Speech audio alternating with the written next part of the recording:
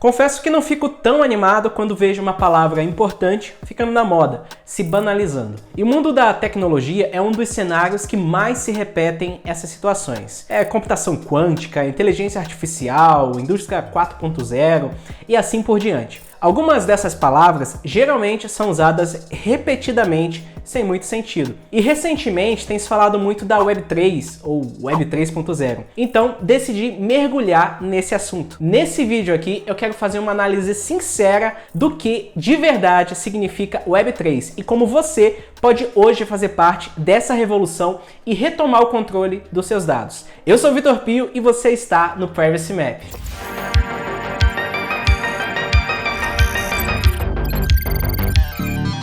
Se olharmos para a nossa história, vemos que praticamente todas as mudanças tecnológicas impactaram drasticamente a nossa sociedade. Pensem como a internet afeta a sua vida no dia a dia, como a sociedade mudou com a internet, redes sociais e aplicativos. E enquanto conversamos agora, a internet está passando por outra mudança gigante de paradigma. Recentemente, falamos sobre a história e a contextualização extrema dos anúncios nesse vídeo que está aqui no card. Mas chegamos nessa situação devido à modelagem da internet atual, onde nós somos o produto e a matéria-prima ao mesmo tempo, onde vivemos o tempo todo tentando nos esquivar de rastreadores, anúncios, censura, para termos um pouco mais de privacidade e liberdade. O sistema ele é moldado e movido contra o interesse dos usuários. Mas até faz sentido, né? Já que os criadores e os usuários não são as mesmas pessoas. E existe uma forma que podemos mudar esse quadro com a descentralização. Esse vídeo aqui está sendo patrocinado pela Status. Assim como nós aqui no Privacy Map, eles acreditam que com a descentralização seremos arquitetos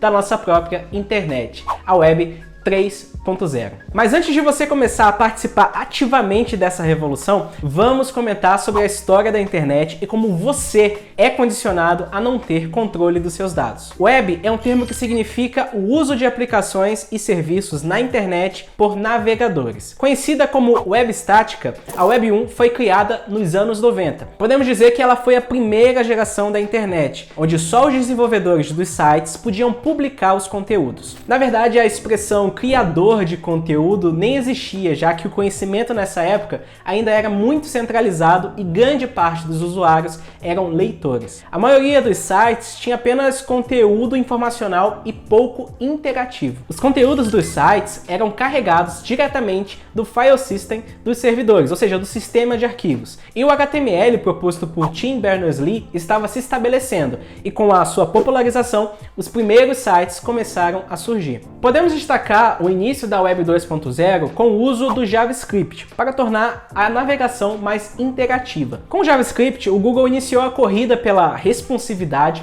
e pela simplicidade das aplicações, ao utilizar pela primeira vez lá no Gmail e no Google Maps. O JavaScript na internet abriu uma possibilidade para que os sites conseguissem passar algumas partes das implementações para serem executadas diretamente nos navegadores dos usuários. A Web 2 se tornou cada vez mais simples de usar. Você não precisa mais ser um desenvolvedor para ser um criador. Os programas e os aplicativos começaram a cada dia se tornarem mais fáceis para que todos conseguissem ser criadores. Você pode simplesmente fazer um vídeo e talvez centenas de pessoas terão acesso ao seu conteúdo, como aqui no YouTube, no canal do Privacy Map. Mas para todo esse ambiente ser minimamente sustentável, era necessário que as ferramentas fossem monetizadas. E é aí que os seus dados entram nesse jogo. Na Web 2, praticamente a maioria dos aplicativos populares seguem exatamente o mesmo padrão, desde o aplicativo mais simples até as maiores redes sociais. Vamos lá, geralmente começa assim. Primeiro,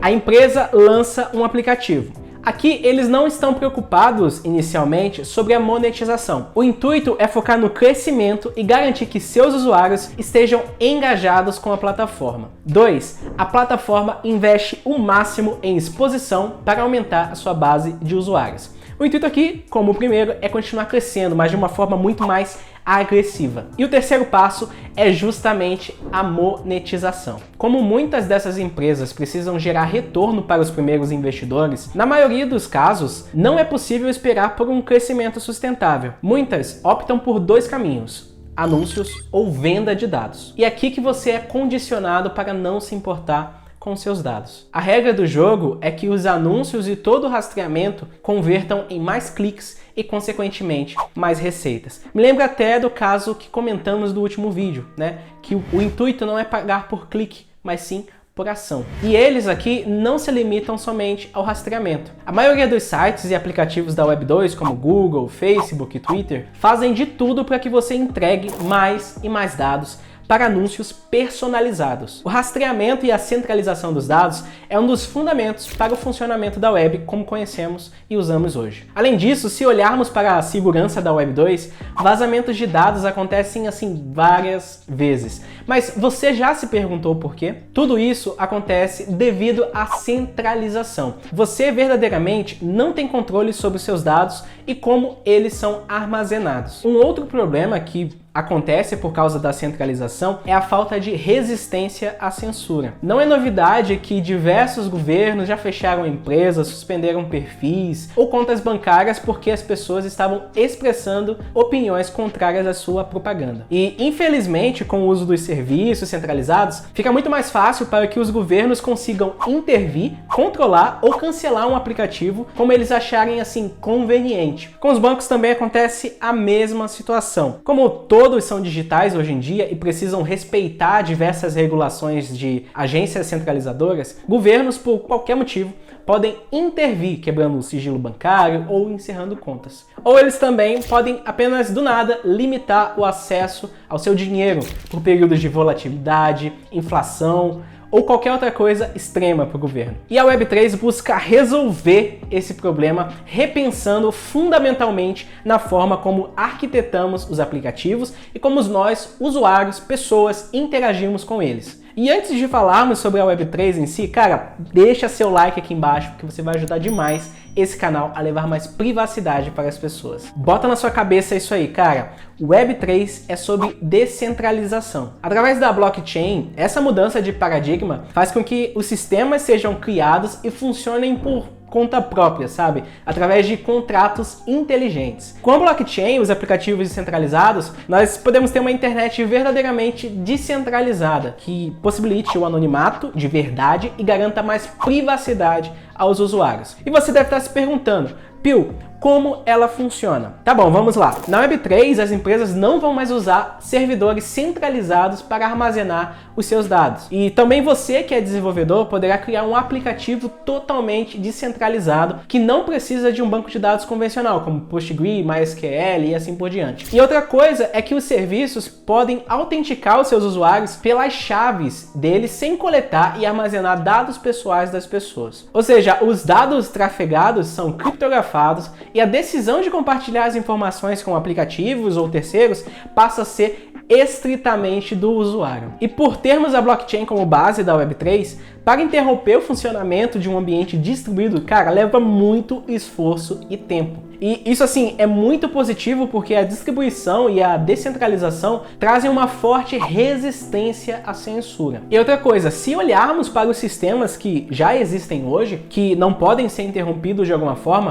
o uso desses ambientes descentralizados e distribuídos também é bem positivo. Tá, mas para ter uma rede descentralizada, estável e segura, as pessoas que participam da rede são incentivadas para sempre melhorar os aplicativos, buscando uma qualidade muito alta e que respeitem as suas decisões. Os aplicativos descentralizados são chamados de dApps, e todos que participam desse ambiente são incentivados a melhorar os dApps, porque eles possuem uma criptoeconomia interna que recompensa os usuários. Então, todos podem participar da criação, da governança ou da melhoria dos projetos e serem recompensados em tokens daquele projeto. E aqui os usuários também podem ser nós da rede para contribuir com a descentralização. E assim, gente, as pessoas não precisam ser extremamente técnicas para contribuir com a Web3. Só de você utilizar um aplicativo descentralizado, você já está ajudando no crescimento dessa rede, sabe? Ah, e uma outra coisa também é que temos uma grande mudança no sistema de pagamentos. Empresas intermediárias que hoje exigem que você entregue diversas informações, como seus dados pessoais e outras coisas sem sentido,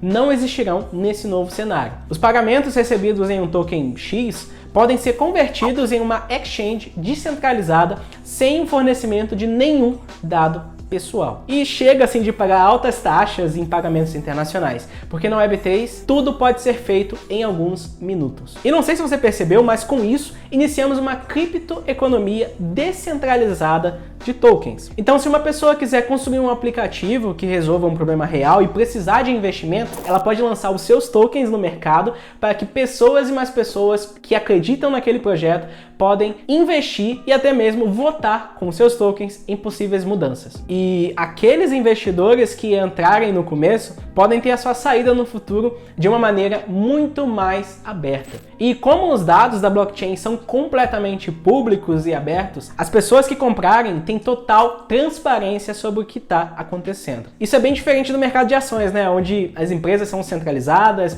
e muitas informações relevantes sobre o negócio não são publicadas. E outra coisa é que na Web3 esse processo de identificação e autenticação é bem diferente do que temos hoje. Na maioria dos dApps, ou seja, os aplicativos descentralizados, a identidade de uma pessoa é baseada no endereço da carteira que ela utiliza, que interage com a aplicação. Então você não precisa mais de e-mail, senha ou qualquer outra coisa assim. E assim, vou falar para você, tudo isso já está acontecendo hoje na Web3. E hoje, sei lá, já temos diversos dApps como corretoras, redes sociais, marketplaces, crowdfunding, IoT, games e a Status. A Status está me ajudando a fazer esse vídeo e já faz parte da Web3. A Status possui um chat descentralizado focado em privacidade, uma carteira de criptomoedas e um navegador integrado para Web3. Inclusive, um dos planos da Status para o futuro é fornecer incentivos criptoeconômicos para que os usuários façam mais parte da rede e deixe ela cada vez mais robusta,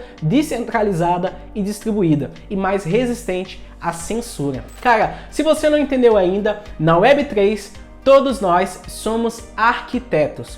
Contratos inteligentes em blockchain podem fornecer uma boa base, mas não são suficientes sem uma comunidade forte, sem pessoas. E assim, pessoal, na minha opinião, as plataformas descentralizadas são a chave para termos serviços melhores, sem que sejamos tratados como produto, né? Além de oferecer maior segurança por serem auditáveis. Assim, você não precisa entregar nenhum dado pessoal para poder participar. A Web3 é sobre recuperar o controle dos seus dados e compartilhar conforme os seus próprios termos. E é isso aí, pessoal. Eu espero que você tenha gostado desse vídeo, mas não vai embora ainda, tá? Se você quer entender quais são os rastros que você deixa na Web2 e quer se proteger, dá uma olhadinha nesse card aqui que eu fiz um vídeo explicando cada passo, beleza? Eu espero que você tenha gostado mais uma vez. Valeu e até mais!